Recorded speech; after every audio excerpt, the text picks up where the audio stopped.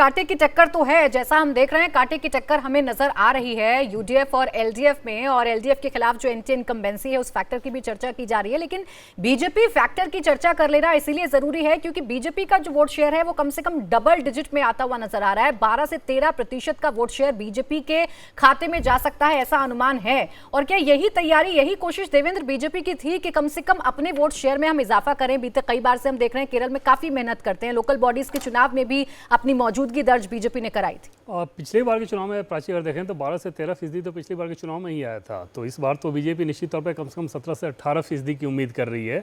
अगर 17 से 18% नहीं आता है तो समझ सकते हैं आप कि बीजेपी के लिए झटका होगा। अगर पॉकेट्स के हिसाब से बात कर लें तो खास तौर पे जो साउथ केरला के डिस्ट्रिक्ट है जिसमें त्रिवेंद्रम आता है या त्रिशूर आता है, उस पॉकेट में बीजेपी अच्छा करने की कोशिश कर रही है क्योंकि उसमें किसी एक गठबंधन का वहाँ पे क्रॉस उस रीजन में असर नहीं रहता है। वहाँ पे एलडीएफ भी मजबूत है, यूडीएफ भी मजबूत है, बीजेपी भी एक असर रख रही है। तो कई सीटों पे वहाँ पे ट्रायंगुलर फाइट होगी। पिछली बार 12.5% के आसपास बीजेपी को वोट आया था, सीट एक भी नहीं कन्वर्ट हुआ था।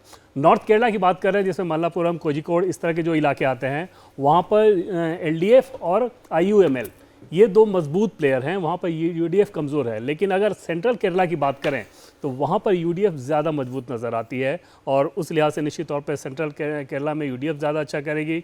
अगर आईयूएमएल नॉर्थ केरला में बहुत अच्छा करे तो फिर वहाँ पर यूडीएफ अच्छी उम्मीद कर सकती है। और बीजेपी की जो भी उम्मीद रहेगी वो सिर्फ साउदर्न केरला के कुछ डिस्ट्रिक्ट में। देखिए एक और ऐसे ही राज्य की बात कर लेते हैं जहां बीजेपी ने बड़ी मेहनत तो की है लेकिन अभी भी दूर की कौड़ी साबित हो सकता है तमिलनाडु भारतीय जनता पार्टी के लिए। आइए बताते हैं तमिलनाडु का अनुमान क्या कहता है, सर्वे क्या बता रहा है, हमारा ओपिनियन पोल क्या बता रहा है। तो मेट्राइज आईएनएस का ओपिनियन पोल आ चुका है। डीएमके गठबंधन को 104 से 114 सीटें मिल सकती हैं ओपिनियन पोल के मुताबिक, जबकि एनडीए की बात करें या एआईएडीएमके की बात करें तो 114 से 127 सीटें मिल सकती हैं, यानी यहां सरकार में उलटफेर हो सकता है। और जिस नए फैक्टर की बात कर रहे हैं, नए चेहरे की बात कर रहे हैं, एक्टर विजय की बात कर रहे हैं, तो उनकी पार्टी टीवीके को 6 से 12 सीटें मिलने का अनुमान जताया जा रहा है। तो